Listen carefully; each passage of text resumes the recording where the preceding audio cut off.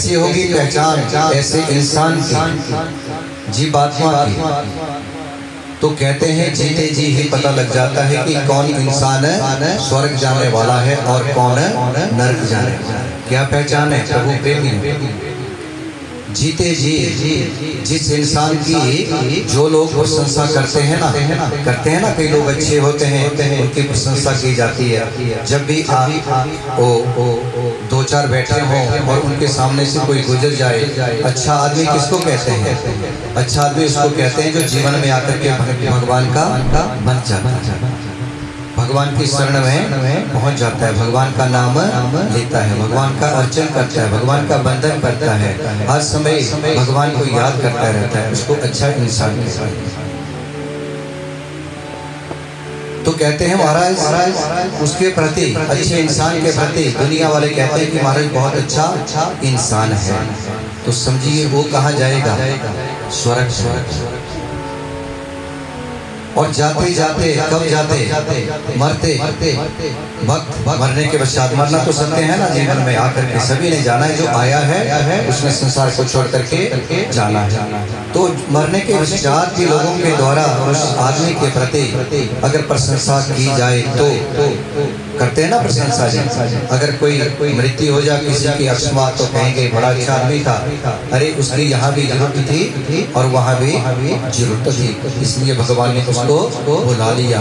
बड़ा अच्छा इंसान था हमारे गांव में, लेकिन उसके साथ ऐसा क्यों हुआ, क्यों चला गया? तो समझिए वो इंसान कहाँ जाएगा, किसकी प्राप्ति होगी? प्रभु प्रेमियों, उसको प्राप्ति होगी स्वर्ग। और नरक कौन जाता है? जो जीवन में आकर के क्या करता है, हर इंसान की जुबान से उसके प्रति बुरी ही बात निकलती है। और मरने के पश्चात भी क्या कहते हैं? अच्छा हुआ चला गया, इसने क्या कर दिया था? पूरे गांव का बेड़ा गर्क कर दिया था।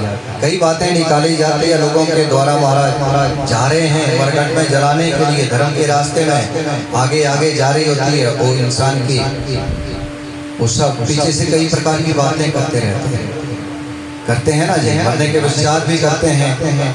तो समझिए कि उस इंसान को क्या मिलेगा? उसको नरक मिलेगा। नरक क्या है? कहाँ है नरक? कितने नरक हैं? 28 प्रकार के नरक। जैसे यहाँ जीवन में आकर के हम भी क्या करते हैं महाराज, अपने कपड़ों को धोते हैं ना। आजकल तो आपके पास क्या है? कपड़े धोने के लिए मशीन है, लेकिन पहले क्या करते थे? ले जाते थे खड़ के किनारे और एक लकड़ी का बनाया होता था डंडा, उसको मारते थे ना, उसके ऊपर साबुन भी नहीं मिलता था, ऐसा उस समय था पहले। तो फिर उसको मारा जाता था, उसके ऊपर फिर क्या किया? स्वच्छ उसको किया जाता था। या धोबी के पास ही चले जाओ, धोबी के पास क्या होता है? धोबी घाट आप कपड़े धोने के लिए देते हैं, तो वो ले जाता था बेचारा और फिर उसको साफ करता था, चोट पहुंचाता था कपड़ों के ऊपर। तो वैसा ही धोबी घाट कहाँ है? यमराज की नगरी में है। एक नहीं है, कितने हैं? 28 प्रकार के नरक प्रभु के। और जैसे जैसे हमने जीवन में आकर के कर्म किए होते हैं ना, वैसा वैसा फल भोगना पड़ता है। राजा परीक्षित जी कहते हैं ये बताइए ना महाराज कि इसका साक्षी कौन होता है? कौन बताता है कि इस इंसान ने ऐसा काम किया हुआ है?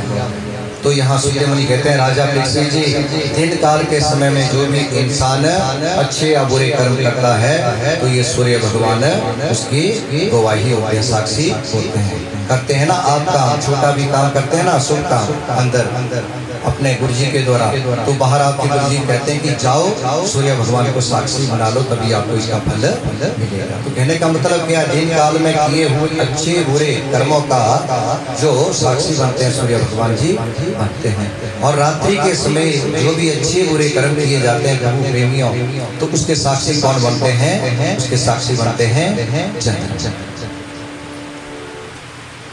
और जो समय रहते प्रभु प्रेमियों उन पाप कर्मों का प्रायश्चित नहीं करता है, तो उसको उन नरकों में जाना पड़ता है। 28 प्रकार के नरक हैं, लेकिन कुछ ही नरकों के ऊपर हम प्रकाश डालेंगे। एक नरक यहाँ पर बताया है कि जो जीवन में आकर के जो मनुष्य पर संपदा के ऊपर अपना अधिकार बना लेता है। पर संपदा सुनते हो दूसरे की संपत्ति और उसको हड़प लेना, अपनी ना लेना। पता है कि मेरी संपत्ति नहीं है, लेकिन उसको भी अपने पास रख देना। पर स्त्री को अपनी स्त्री बना लेना, दूसरे के बच्चों को अपना बच्चा बना लेना। तो कहते हैं एक नरक है, उसकी भूमि कैसी है प्रभु प्रेमियों? लाल। लाल कैसे हुई? जैसे आग जलाई जाती है ना, तंदूर देखा है आपने, रोटी बनाने वाला, उसमें डाले जाते हैं कोयले लकड़ी और लाल हो जाती है, और आप ले जाते हैं तंदूर की उस रोटी को, एकदम ना निकाले तो जल जाती है। तो वैसा तंदूर है वहाँ तैयार महाराज, कहाँ? यमराज की नगरी। और जो लोग ये कर्म करते हैं जो बताए प्रभु प्रेमियों, उनको वहाँ ले जाते हैं और वहाँ डाला उनको जाता है। बोलिए श्रीमद् भागवत महापुराण की। एक नरक है जिसका नाम है कुंभी पाक नाम का नरक प्रेमी। उसमें क्या है? उसमें रखी हुई है तेल की कढ़ाई। तेल आपने देखा है, कढ़ाई भी आपने देखी है, चूल्हे के ऊपर रखी होती है, नीचे से लकड़ियाँ लगी होती है, और वो क्या है? तेल बिल्कुल गर्म होता है। तो कहते हैं कि जो मनुष्य जीवन में आकर के जीवों को काट करके, जीव जानते हो, जीव जंतु जो जंगलों में होते हैं, और आप लोग क्या करते हैं? बंदूक लेते हैं, चलते हैं, उनको मारते हैं, घर में लाते हैं, उनको खाते हैं। तो कहते हैं महाराज, उन जीवों को काट करके जो उनका मांस भक्षण करते हैं, उन लोगों को जैसे आप उनको जो है ना अपने घर में बनाते हो, पकाते हो, खाते हो, उसी तरह उस कढ़ाई में टुकड़े करके उस इंसान को डाला जाता है। बोलिए बांके बिहारी लाल की। एक और नरक है जिसका नाम है वज्र तुंड नाम का नरक प्रभु प्रेमी। उस नरक में कौन लोग जाते हैं?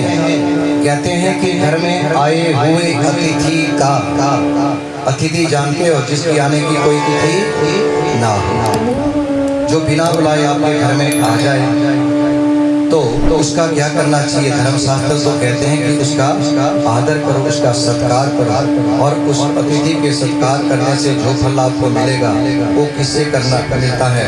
यज्ञ करवाने से मिलता है।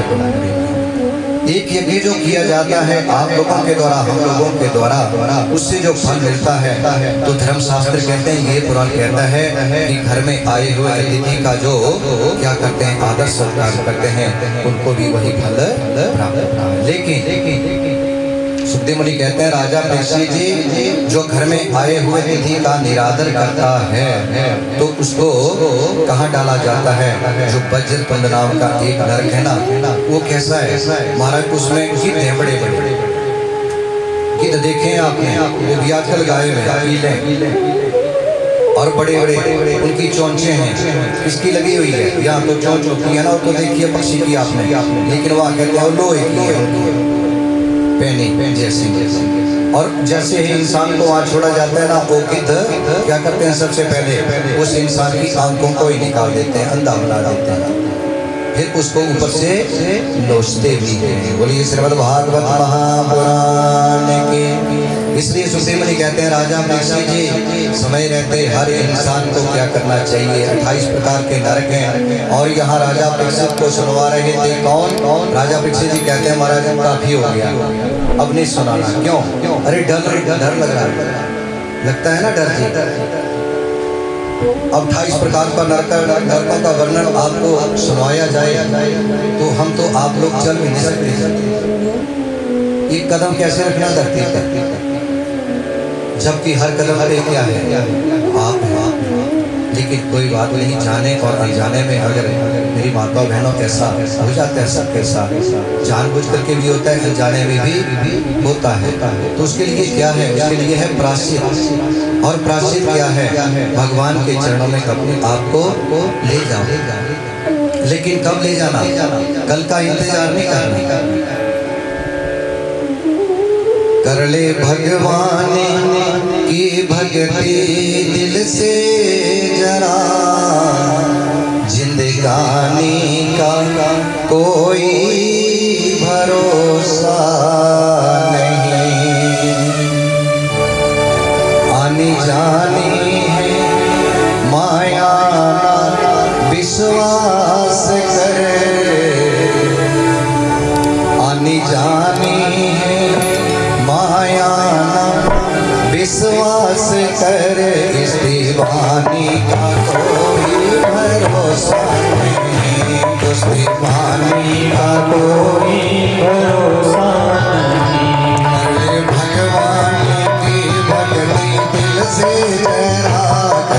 भगवान की भक्ति दिल से जरा, कर ले भगवान की भक्ति दिल से जरा, कर ले भगवान की भक्ति दिल से जरा। जिंदगानी का कोई भरोसा नहीं, जिंदगानी का कोई भरोसा नहीं, जिंदगानी का कोई भरोसा नहीं, जिंदगानी का कोई भरोसा नहीं। आने जानी है माया ना विश्वास करे, आने जानी है माया ना विश्वास करे, आने जानी है माया ना विश्वास करे, आने जानी है माया ना विश्वास करे।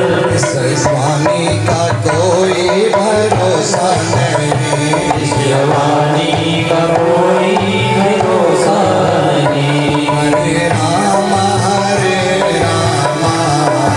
राम राम हरे हरे, हरे राम राम राम हरे हरे। हरे कृष्ण कृष्ण कृष्ण हरे हरे, हरे कृष्ण कृष्ण कृष्ण हरे हरे। ओ राम राम हरे हरे, ओ राम राम हरे हरे। बोलो कृष्ण कृष्ण हरे हरे, कृष्ण कृष्ण हरे हरे। बोली रामचंद्र भगवान की जय, बांके बिहारी लाल की। प्रसिद्ध क्या है भगवान का नाम लेना प्रभु प्रेमियों, लेकिन ये भी मत भूलना भगवान के चरणों में आप जाओगे ना तो आपको क्या होगा, दुख भी आता है बहुत, जो भगवान के चरणों में अपने आप को ले जाते हैं। दो मित्र थे, वो गुरु के पास पढ़ा करते थे, गुरु जी के पास पढ़ने के लिए जाते थे। एक दिन गुरु जी ने कहा, देखो ना बच्चों, कल आपके लिए क्या होगा, छुट्टी का दिन है, अपने अपने ढंग से जो आपने काम करना होगा ना वो काम अपने कर लेना। उन्होंने कहा ठीक है। घर में रहे और घर में रहते हुए प्रभु प्रेमियों हुआ क्या, अपने अपने ढंग से उन्होंने काम किया जैसा काम करते थे। दूसरा दिन हुआ, तीसरा दिन हुआ, गुरु जी के पास पहुंच गए। काम क्या किया, क्या करते थे? एक जो शिष्य था, एक जो मित्र था, दो मित्र थे ना, एक मित्र क्या किया कि पता किया कि महाराज कहाँ श्रीमद् भागवत महापुराण की पावन कथा लगी है, पता लगा चुनी घाट में लगी है, वहाँ गया और पावन कथा का रसपान किया। 3 घंटे की समाधि लगाई और अपने जीवन को कृतार्थ किया। और दूसरा जो मित्र था वो कहाँ चला गया था, अधर्म के रास्ते चला गया था, अपना लिया था उसने, बुरे कर्म को अपना लिया था। और कहाँ चला गया, जहाँ वेश्यावृत्ति होती थी उस मार्ग को अपना करके रखा था, वहाँ पहुँच गया और अपने जीवन को बर्बाद करता था, हर रोज जाकर। अब जो भागवत की कथा सुनने के लिए आया था घर की तरफ वापिस आ रहा था प्रभु प्रेमियों, तो देखिए रास्ते में तो सभी रास्ते तो सभी के घर को आते हैं, घर को ही आना है, कहाँ जाना है। तो आते आते यहाँ कहते हैं कि महाराज उसको जो श्रीमद् भागवत महापुराण की पावन कथा श्रवण करने के लिए गया था, रास्ते में आते आते उसको क्या लगी, नीचे कील लगी पाँव में, और पाँव में कील लगी, ऊपर निकल गई, दर्द हुआ, बहुत रोया, आंखों से आंसू निकल गए। श्रीमद् भागवत महापुराण की पावन कथा क्या कहती है कि इस कथा के श्रवण करने से पापों का नाश होता है, कभी हमारे तुम्हारे जीवन में दुख नहीं आता। लेकिन वो विचार करता है कि मैंने आज तक भगवान का ही नाम लिया, लेकिन दिन प्रतिदिन मेरे क्या ये दुख बढ़ते जा रहे हैं हमारे। ये कैसा दुख दिया भगवान ने, क्यों दिया? मैंने तो कथा में कोई अपराध नहीं किया, फिर भी ये दुख मेरे जीवन में कैसे आ गया? घर में पहुंचा, दर्द हुआ। और दूसरा मित्र जो था उसका प्रभु प्रेमियों, वो वैश्या कर्म करने के लिए, बुरा काम करने के लिए गया था, घर की तरफ वापस आ रहा था, तो रास्ते में आते आते क्या मिला उसको, 2 किलो सोना मिला। बड़ा खुश हुआ, बड़ा प्रसन्न हुआ, सोने को लिया और घर में आ गया। तीसरे दिन गुरु जी के पास दोनों मित्र पहुंच गए। गुरु जी ने पूछा, अरे ये बताओ ना, कल की छुट्टी आपकी कैसी रही? अवकाश तो आपको दिया था। वो कहते हैं गुरु जी बहुत सुंदर। बताओ कल क्या किया आपने दोनों ने? ये कहने लगा, गुरु जी क्या बताओ, मैं श्रीमद् भागवत महापुराण की पावन कथा सत्संग करने के लिए गया था, लेकिन वापिस आते आते मुझे क्या लगा, एक कील लगी और ऊपर निकल गई। अभी भी दर्द हो रहा है पाँव में, पीड़ा हुई, दुख हुआ भगवान का नाम लेने से। दूसरे से पूछा, आप बताओ आपको क्या हुआ, कल आपने क्या किया? वो कहता है, गुरु जी मैं क्या बताऊं, मैं तो आज ही आया हूँ आपके पास, कल से नहीं आऊँगा। क्यों? अरे गुरु जी आपसे क्या छिपाना, आप मेरे गुरु जी हैं, झूठ नहीं बोलना चाहिए।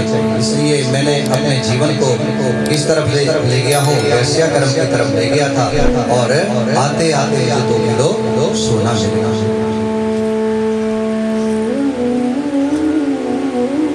अब तक 2 किलो सोना आपको पता है महाराज, आजकल कितना 10 ग्राम कितने का आता है? 85 से ऊपर होगा ना। तो गुरु जी अब मुझे कमाने की जरूरत नहीं है, लेकिन पहले वाला कहता है, गुरु जी ये बताओ कि ये कैसे हुआ?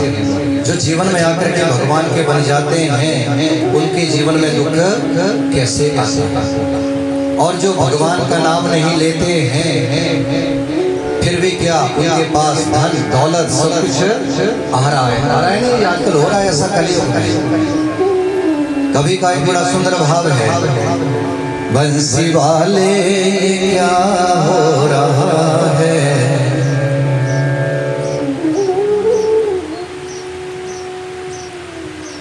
पाप हंसता धर्म रो रहा है, मुरली वाले ये क्या हो रहा है, पाप हंसता धर्म रो रहा है, मुरली वाले ये क्या हो रहा है, पाप हंसता धर्म रो रहा है, पाप हंसता धर्म रो रहा है, पाप हंसता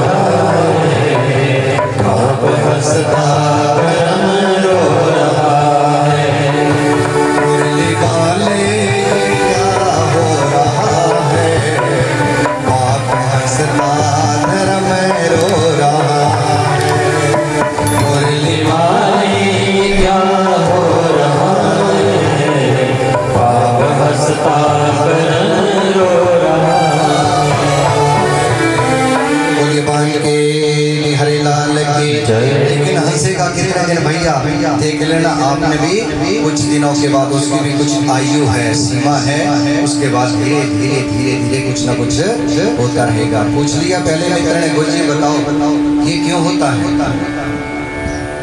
कैसे? गुरु जी कहते हैं, देखिए ना, इसको जो सोना मिला आज के दिन, तो इसने क्या किया था? इसने पूर्व जन्म में एक बार थोड़ी मनुष्य जीवन मिलता है, कई बार मिलता है मनुष्य जीवन हम लोगों को समझने के लिए, लेकिन हम नहीं समझ पाते।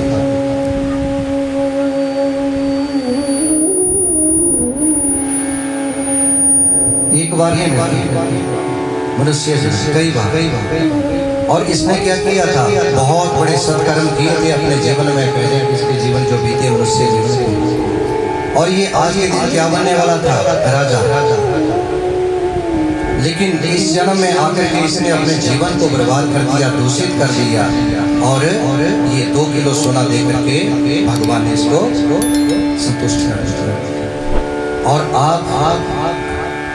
आपको चोट लगी, हाँ गुरु जी ये भी बताइए मुझे ये दुख क्यों आया, जबकि मैं प्रभु की शरण में गया हूँ और फिर भी क्या है महाराज मुझे दुख प्राप्त हुआ।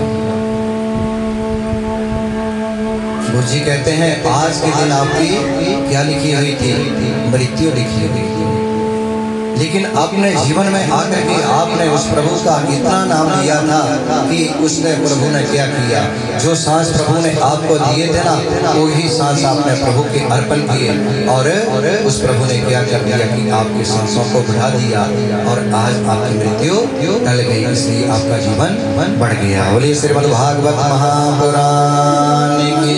इसलिए प्रभु कहते हैं कि आपका जीवन बढ़ गया, इसलिए क्या करना आपने उस रास्ते से पीछे नहीं हटना और आगे बढ़ते रहना। तो इसलिए सुखदेव मुनि कहते हैं राजा परीक्षित जी जीवन में रहते हुए हर मनुष्य को उन पापों का प्रायश्चित अवश्य कर देना चाहिए और पापों का प्रायश्चित क्या है, भगवान की पावन कथा है।